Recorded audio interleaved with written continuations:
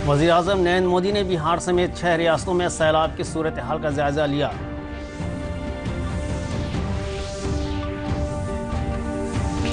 रियासत में नदियों की आबी सतह में कमी के बावजूद सैलाब की सूरत हाल में सुधार नहीं।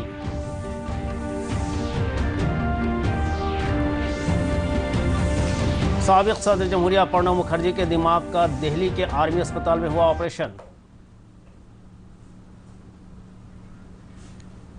और आज श्री कृष्ण जन्माष्टमी है। कोरोना के सबब लोग घरों में कर रहे हैं पूजा। नाज़रीन आदाब, अब खबरें तफसील के साथ। वज़ीर-ए-आज़म नरेंद्र मोदी ने सैलाब का अंदाज़ा लगाने के लिए मुस्तकिल निज़ाम में बेहतरी के लिए जदीद टेक्नोलॉजी के वसी तर इस्तेमाल के मकसद से सभी मरकज़ी और रियासती एजेंसियों के बीच बेहतर राब्ते पर जोर दिया है। जनाब मोदी ने वीडियो कॉन्फ्रेंस के जरिए आसाम, बिहार, उत्तर प्रदेश, महाराष्ट्र, कर्नाटक और केरल के वज़राए आला के साथ मीटिंग की। एक रिपोर्ट। देश के कई हिस्सों में जारी मानसून और बाढ़ के कहर पर केंद्र सरकार की भी नजर है। प्रधानमंत्री नरेंद्र मोदी ने बाढ़ प्रभावित 6 राज्यों के मुख्यमंत्रियों के साथ समीक्षा बैठक की। पीएम मोदी ने वीडियो कॉन्फ्रेंसिंग के माध्यम से असम, बिहार, उत्तर प्रदेश, महाराष्ट्र, कर्नाटक और केरल के मुख्यमंत्रियों के साथ बैठक कर देश में दक्षिण पश्चिम मानसून के साथ साथ बाढ़ की मौजूदा हालात का जायजा लिया। प्रधानमंत्री ने बाढ़ के पूर्वानुमान के लिए स्थायी प्रणाली स्थापित करने और चेतावनी प्रणाली को बेहतर बनाने के लिए नवीनतम प्रौद्योगिकियों के व्यापक उपयोग के लिए सभी केंद्रीय एवं राज्य एजेंसियों के बीच और अधिक समन्वय सुनिश्चित करने पर विशेष जोर दिया। साथ ही उन्होंने स्थानीय पूर्व चेतावनी प्रणाली में निवेश बढ़ाने पर भी बल दिया ताकि किसी खतरे से निपटने के लिए समय रहते चेतावनी दी जा सके। पीएम मोदी ने कहा कि कोविड-19 से उत्पन्न हुई स्थिति को ध्यान में रखते हुए राहत बचाव कार्य के दौरान मास्क, सैनिटाइजेशन, पर्याप्त सामाजिक दूरी समेत स्वास्थ्य संबंधी सभी सावधानी बरतने को सुनिश्चित किया जाना चाहिए। पीएम मोदी ने राज्यों से ऐसे विकास और बुनियादी ढांचे की परियोजनाएं निर्मित करने को कहा जिससे आपदा के समय में कम से कम नुकसान हो। इस दौरान राज्यों ने समय पर तैनाती करने के साथ साथ लोगों को सुरक्षित स्थानों पर पहुंचाने के लिए एनडीआरएफ सहित केंद्रीय एजेंसियों द्वारा किए गए ठोस प्रयासों की सराहना की। राज्यों की ओर से बाढ़ के प्रतिकूल प्रभावों में कम करने के लिए अल्पकालिक एवं दीर्घकालिक उपायों के बारे में भी कुछ सुझाव दिए गए। प्रधानमंत्री ने संबंधित मंत्रालयों और विभागों को राज्यों के सुझावों पर ठोस कदम उठाने का निर्देश दिया। साथ ही बाढ़ से निपटने में केंद्र की ओर से राज्यों को हर संभव मदद का भी भरोसा दिया। रियासत में सैलाब की सूरत हाल अब भी संगीन बनी हुई है। 16 जिलों में तकरीबन 75 लाख की आबादी सैलाब से मुतासिर है। सैलाब से जुड़े हादसों में अब तक 24 अफराद की जान जा चुकी है। इनमें सबसे ज़्यादा दरभंगा में 10 अफराद की मौत हुई, जबकि मुजफ्फरपुर में 6, मगरबी चंपारण में 4, मधुबनी में 3, सारण में 2 और समस्तीपुर और रोहतास में एक शख्स की मौत हुई है। महकमे आबी वसाइल से मौसूला इत्तला के मुताबिक कल कोसी और गंडक बैराजों का डिस्चार्ज तकरीबन 2.25 लाख क्यूसिक के करीब रहा। नेपाल में हुई तेज़ बारिश के सबब डिस्चार्ज में इजाफा हुआ है। फिलहाल गंडक, बूढ़ी गंडक, बागमती और कोसी नदियां मुख्तलिफ मकामात पर खतरे के निशान से ऊपर हैं, लेकिन बेशतर की सतह अब घट रही है। महकमा ने अगले 2 दिनों तक बिहार में हल्की से औसत बारिश का इम्कान जाहिर किया है। एक रिपोर्ट।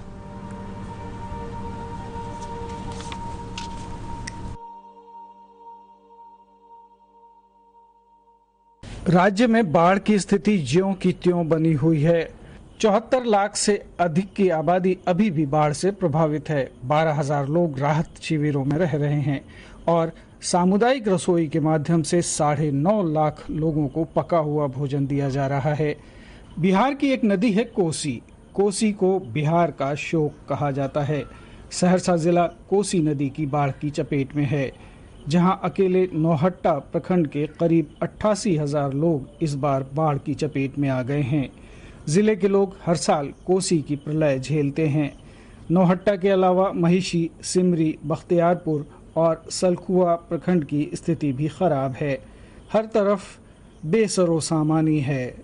लोग खाना बदोशों की तरह अपना बचा कुचा सामान लेकर तटबंधों पर शरण ले रहे हैं।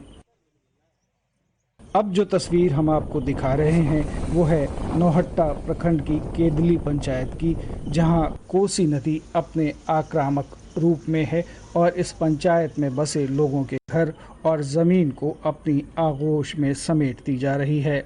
लोग किसी तरह नाव से अपने बचे हुए सामानों को लेकर कोसी बांध पर शरण ले रहे हैं।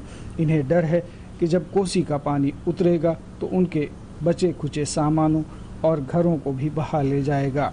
सलखुआ प्रखंड में भी कमोबेश यही स्थिति है, जहां बाढ़ प्रभावित लोग तटबंध पर शरण लिए हुए हैं। महिषी प्रखंड में तो बाढ़ आश्रय स्थल ही बाढ़ में घिरा हुआ है। बाल बच्चा का मना कपड़ा लत्ता सब भस गले, घर गिरी पानी में गिर गले, आगू में कोसी किनारे एकदम कटे छै। सहरसा में 4 प्रखंडों की 33 पंचायतों में 3,36,000 से अधिक की आबादी प्रभावित है, जबकि इसके पड़ोसी जिले मधेपुरा में 2 प्रखंडों की 23 पंचायतों में 2,47,000 की आबादी कोसी का प्रकोप झेल रही है। समस्तीपुर जिले के मोरबा और सराय रंजन प्रखंडों के करीब 10 गांवों में नून नदी का पानी फैल जाने से जिले में बाढ़ की स्थिति गंभीर हो गई है। जिले में कोसी, कमला, करेह और बागमती नदियां अभी भी उफान पर हैं, जिसके कारण जिले के कल्याणपुर, बिथान, सिंधिया और हसनपुर प्रखंडों में बाढ़ की स्थिति अभी भी गंभीर बनी हुई है। समस्तीपुर जिले की 39 पंचायतों के 107 गांव बाढ़ से प्रभावित हैं।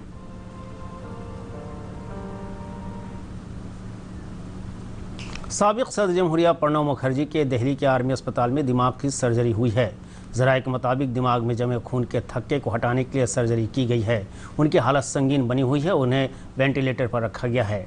डॉक्टर उनके सेहत पर बारीकी से नज़र रख रहे हैं। इससे पहले उन्होंने ट्वीट करके जानकारी दी थी कि अस्पताल में जांच के दौरान कोरोना इन्फेक्शन की तस्दीक हुई है। उन्होंने अपील की है कि गुज़श्ता हफ्ते उनके राब्ते में आए सभी लोग आइसोलेशन में रहें और अपना कोविड टेस्ट करवा लें। जनाब मुखर्जी 2012 से 2017 तक मुल्क के सदर जमहूरिया रह चुके हैं।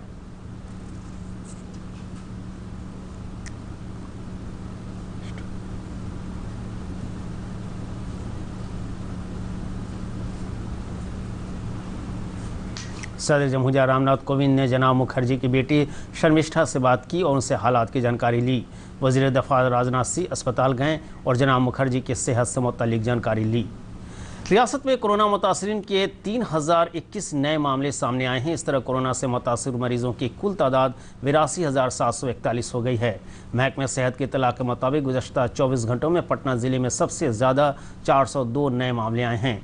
वहीं बेगूसराय में 171, बक्सर में 169, वैशाली में 149 और मशरक़ी चंपारण में 141 कोरोना के नए मामले सामने आए हैं।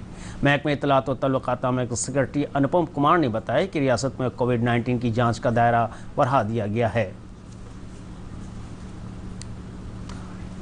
वज़ारत इत्तलात व नशरियात के पटना वाक़ई रीजनल आउटरीच ब्यूरो की जानिब से गरीब फलाह रोज़गार मुहिम के मौजू पर एक वेबिनार का इनेकाद किया गया। वेबिनार से खिताब करते हुए देही तरक्यात के वज़ीर श्रवण कुमार ने कहा कि लॉकडाउन के दौरान दूसरी रियासतों से आए मेहनतकशों को मुख्तलिफ सरकारी मनसूबों के तहत रोज़गार दिया गया है। जनाब कुमार ने कहा कि मनरेगा के तहत 3 करोड़ यौम मेहनत से ज़्यादा की तश्कील करके लोगों की इक़्तिसादी हैसियत मजबूत की गई है। वेबिनार में ROB पटना के additional director general SK Malviya समेत कई हुक्काम, माहिरीन तालीम और सहाफ़ियों ने अपने ख़यालात ज़ाहिर किए। अमर शहीद इनकलाबी खुदीराम बोस के 112वीं यौम शहादत पर आज उन्हें पुरखलूस खराज अक़ीदत पेश किया जा रहा है। मुज़फ़्फ़रनगर में आज सुबह यौम शहादत का इनेकाद किया गया। कोरोना की वजह से प्रोग्राम सादगी के साथ मनाया गया। जेल सुपरिटेंडेंट और जेलर समेत दीगर लोगों ने खुदीराम बोस के मुकाम शहादत पर उनकी तस्वीर पर गुलपोशी करके खराज अक़ीदत पेश किया। दूसरी जानिब सुबह 8 बजे जिला मजिस्ट्रेट डॉक्टर चंद्रशेखर सिंह समेत दीगर हुक्काम ने खुदीराम बोस मैदान वाक़े शहीद खुदीराम बोस की तस्वीर पर गुलहाय अक़ीदत पेश की। इस मौके पर जिला मजिस्ट्रेट डॉक्टर चंद्रशेखर सिंह ने कहा कि खुदीराम बोस ने मुल्क की आज़ादी में नाकाबिले फरामोश किरदार अदा किए। अंग्रेज़ों के खिलाफ आज़ादी की जंग के दौरान खुदीराम बोस ने उस वक्त के सेशन जज किंग्सफोर्ड पर बम से हमला किया था।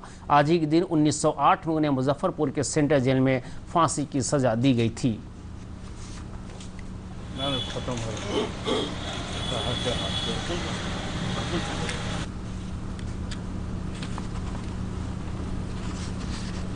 अमर शहीद खुदीराम बोस की शहादत दिवस है और इस अवसर पर हम लोगों ने यहाँ जो हमारा केंद्रीय कारा है उसमें भी कार्यक्रम आयोजित हुआ है और हम सभी लोग उन्हें हृदय से याद करते हैं। उनकी कुर्बानी को, उनकी शहादत को हम लोग सलाम करते हैं जिला प्रशासन की तरफ से और हमारे सभी नागरिक संगठन की तरफ से।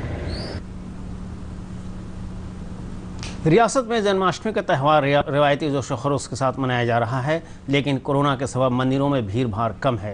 राजधानी पटना के बुद्ध मार्ग वाक़े इस्कॉन मंदिर में भी खामोशी है। पुजारी हरिलाल दास ने बताया कि कोरोना के सबब लोगों का मंदिर आना बंद है।